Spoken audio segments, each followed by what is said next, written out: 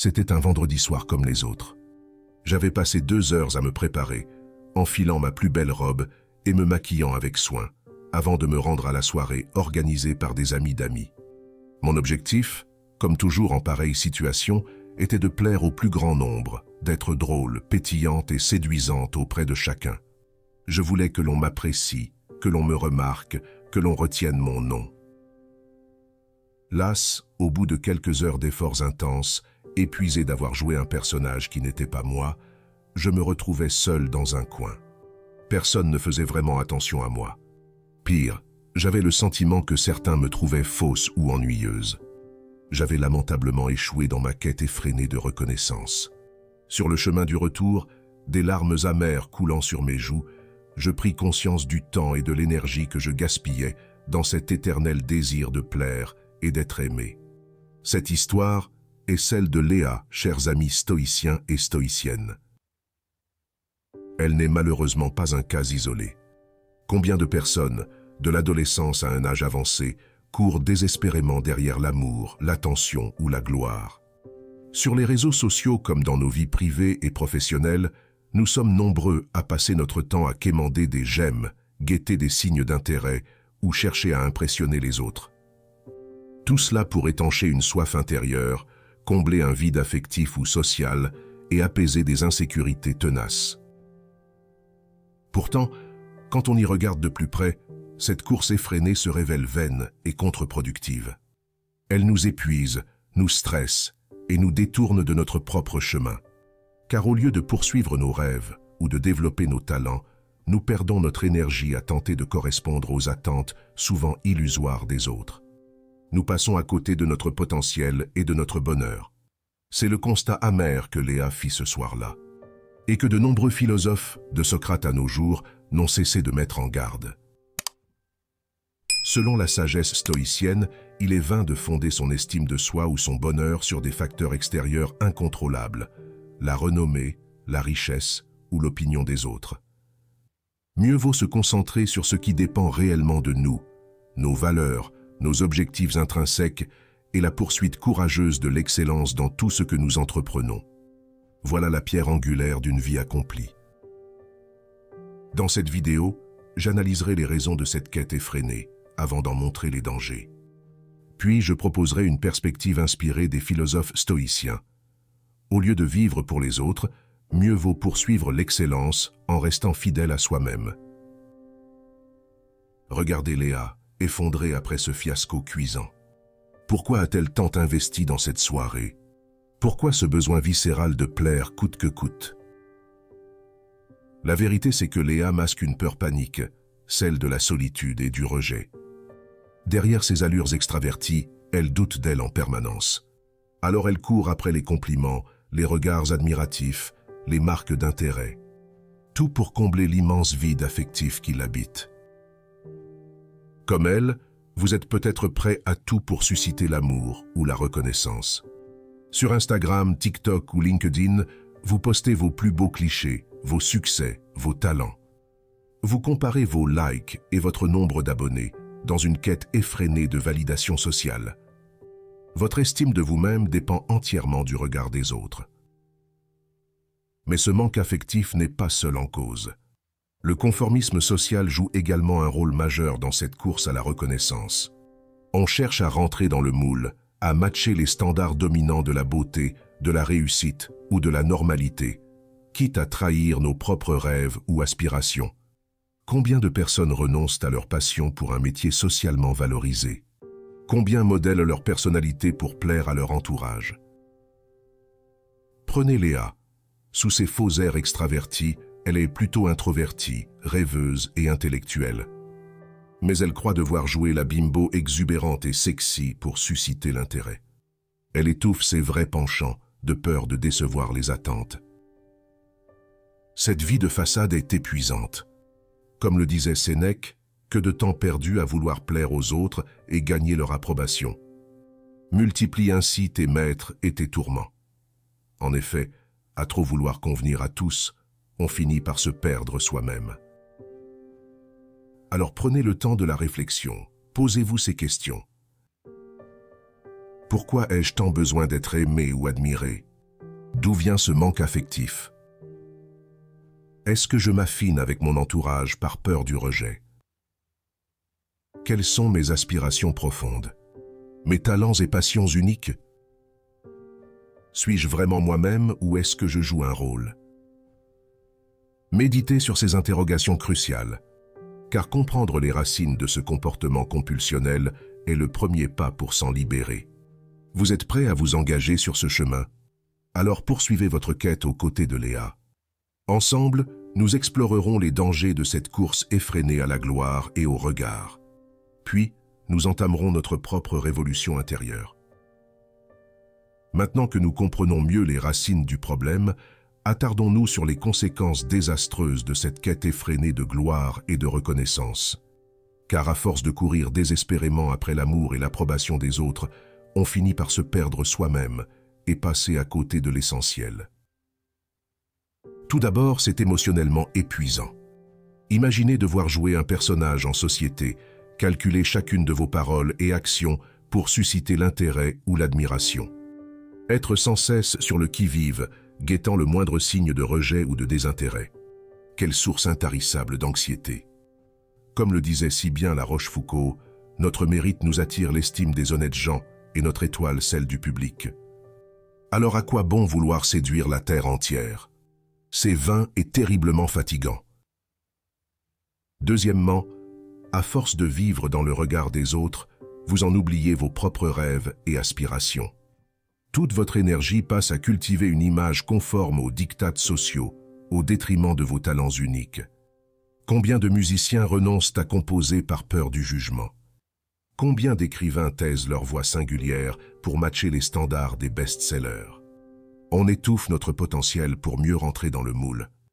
Quel gâchis! Troisièmement, cette soif de reconnaissance attire bien souvent des personnes toxiques ou intéressées. Ces manipulateurs qui flattent notre ego, avant de petit à petit nous asservir à leur bon vouloir. Ou ces amis jaloux, qui soufflent le chaud et le froid selon leurs humeurs. Voilà le genre de relations malsaines dans lesquelles nous embarque cette quête éperdue de validation extérieure. Alors prenez conscience de la valeur de votre singularité. Vous n'avez pas à séduire ou impressionner qui que ce soit pour mériter l'amour ou le respect. Comme le disait Oscar Wilde, soyez vous-même, les autres sont déjà pris. Arrêtez de vivre dans le regard des autres, d'interpréter le moindre signe comme un référendum sur votre valeur intrinsèque. Vous n'avez pas à gagner votre place au soleil. Cessez de vous éparpiller en vaine mondanité et concentrez-vous sur l'essentiel, la réalisation de votre potentiel unique. Devenez qui vous êtes vraiment, accomplissez votre dessein personnel au lieu de vivre celui des autres. Réconciliez-vous avec cette part de vous-même étouffée par des années de conformisme social. Vous toucherez alors à une paix et une plénitude qu'aucun succès mondain ne saurait égaler. Êtes-vous prêt à vous engager sur cette voie? Alors c'est parti pour la prochaine étape, découvrir une perspective inspirante pour se libérer de ces chaînes invisibles. Face au constat accablant de toutes ces énergies gaspillées en vaine mondanité, il existe une alternative libératrice, la voie stoïcienne. Cette philosophie ancestrale recèle des trésors de sagesse pour qui veut cesser de courir après les chimères. Rappelons d'abord les principes fondamentaux du stoïcisme, se concentrer sur ce qui dépend de nous plutôt que les facteurs extérieurs incontrôlables. Distinguer l'essentiel, la vertu, nos valeurs, de l'accessoire, renommée, richesse.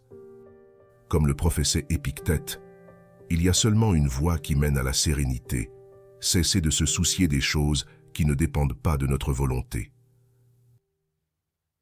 Or, l'opinion des autres fait partie de ces facteurs externes qu'on ne maîtrise pas. Dès lors, pourquoi consacrer tant de temps et d'efforts à plaire ou séduire la galerie?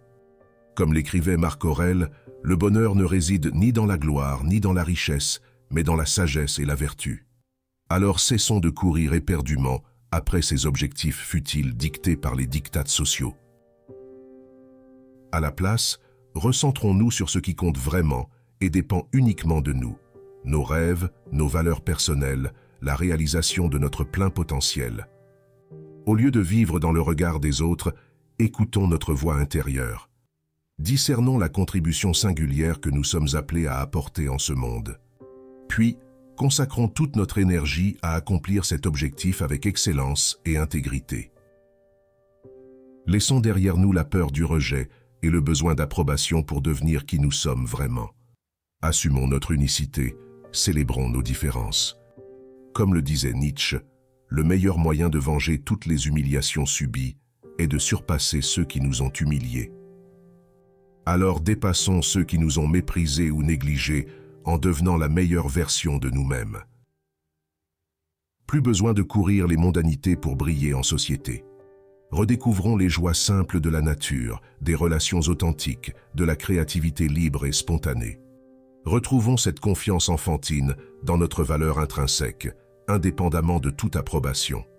Et nous connaîtrons enfin une paix intérieure à l'abri des tempêtes de l'ego. Alors, prêt pour cette révolution stoïcienne? Je sais, le chemin peut sembler ardu face à une société obsédée par le regard extérieur et le succès matériel. Mais rappelez-vous, vous n'êtes pas seul. D'innombrables penseurs et sages vous ont précédé sur cette voie. Et moi, Léa et tous nos compagnons d'infortune, nous sommes là pour vous accompagner. Ensemble, bâtissons un monde où chacun ose être soi-même, envers et contre tous. La bonne nouvelle, c'est qu'il est possible de s'affranchir de ce besoin maladif de plaire et de briller en société. Encore faut-il le vouloir et mettre en place une stratégie graduelle pour y arriver.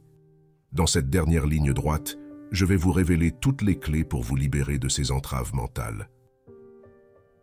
Tout d'abord, apprenez à reconnaître votre valeur intrinsèque indépendamment de tout jugement extérieur. Rappelez-vous ces moments où, plongé dans une activité qui vous passionne, vous en oubliez le temps qui passe. C'est dans un tel état de flot, de joie profonde, que vous goûtez votre excellence naturelle. Alors cultivez vos passions, développez vos talents uniques sans vous soucier du regard des autres.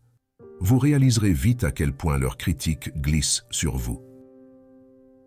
Ensuite, faites le tri entre les vrais amis qui vous apprécient pour vous-même et les faux semblants qui vous aiment pour ce que vous représentez. Entourez-vous de personnes bienveillantes, vous acceptant tel que vous êtes. Gardez occasionnellement contact avec les mondains par intérêt, mais sans vous laisser vampiriser. Vous arriverez petit à petit à une saine distance. Adoptez aussi une hygiène digitale en faisant le ménage dans vos réseaux sociaux, en postant moins souvent, mais de manière plus authentique. Vous constaterez avec bonheur que vos vrais amis sont toujours là. Accueillez avec philosophie la disparition des relations plus superficielles. Enfin, apprenez à faire preuve d'assertivité dans vos relations en osant exprimer poliment mais fermement vos opinions et besoins. Certains s'en trouveront agacés? Qu'importe, vous faites le tri entre ceux qui vous respectent et les autres. Grâce à ce tact subtil mais déterminé, vous parviendrez à une authenticité libératrice dans vos rapports sociaux. Bien entendu, le chemin est graduel, fait de petits pas répétés dans la bonne direction plutôt que de grandes enjambées irréalistes. L'essentiel est de maintenir le cap, et vous verrez qu'au fil des mois, votre assurance intérieure grandira, votre cercle relationnel deviendra plus sain et bienveillant. Jusqu'au jour où vous réaliserez avec émerveillement que vous n'avez plus besoin de l'approbation de quiconque pour être vous-même. Ce jour-là, vous connaîtrez la vraie joie impérissable. Alors, en route pour la libération finale? Courage, dernière ligne droite. Continuez à me poser vos questions, je suis là pour vous guider à chaque pas. Vous n'êtes plus seul désormais. Ensemble, nous allons faire voler en éclats les chaînes de la peur et de la superficialité. Pour revenir à l'essentiel, le courage d'être nous-mêmes. Nous y voilà. Au terme de ce parcours riche en enseignements, vous disposez désormais de toutes les clés pour vous libérer de ce besoin maladif de plaire et séduire. Nous avons d'abord mis en lumière les raisons de cette quête effrénée, manque affectif, peur viscérale du rejet, conformisme social. Puis, nous avons étudié les lourdes conséquences de cette fuite en avant éperdue, fatigue émotionnelle, relations toxiques, éloignement de nos rêves les plus chers. Face à ce constat, le stoïcisme nous a offert une boussole libératrice pour recentrer notre énergie sur l'essentiel. Dès lors, en guise de conclusion, je vous propose un plan d'action en 3 étapes pour vous affranchir concrètement de ces entraves. Premièrement, apprenez chaque jour à reconnaître davantage votre valeur intrinsèque, au-delà de toute validation extérieure. Cultivez vos passions et votre créativité dans la joie du moment présent. Goûtez à ce bonheur simple d'être pleinement vous-même. Deuxièmement, faites le tri entre les personnes qui vous aiment pour vous et les autres. Privilégiez les relations bienveillantes et authentiques. Avec tact et fermeté, affirmez vos opinions et besoins singuliers au sein de ce cercle vertueux. Troisièmement, recentrez votre énergie sur la réalisation de vos rêves les plus chers, votre excellence personnelle, votre contribution unique en ce monde. Avancez avec courage et persévérance sur ce chemin d'accomplissement de soi. En répétant ces 3 actions au quotidien, vous vous enracinerez dans une liberté et une plénitude véritable, à l'abri des tempêtes de la dépendance affective ou du succès social. Vous deviendrez ce chêne solide en son cœur, que nulle bourrasque extérieure ne saurait affecter. Là réside le secret stoïcien du bonheur. Alors, à vous de jouer désormais.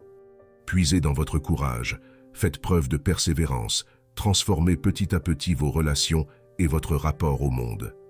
Et vous connaîtrez la sérénité de celles et ceux qui osent être eux-mêmes, envers et contre tout. Je sais que votre chemin intérieur, comme le mien, sera parfois ardu. Mais rappelez-vous, vous n'êtes plus seul. D'innombrables philosophes et guides spirituels nous ont précédés sur cette voie. Alors courage, l'aventure ne fait que commencer. Ensemble, bâtissons un monde où chacun ose être soi-même. Un monde de liberté, d'authenticité et de fraternité retrouvée.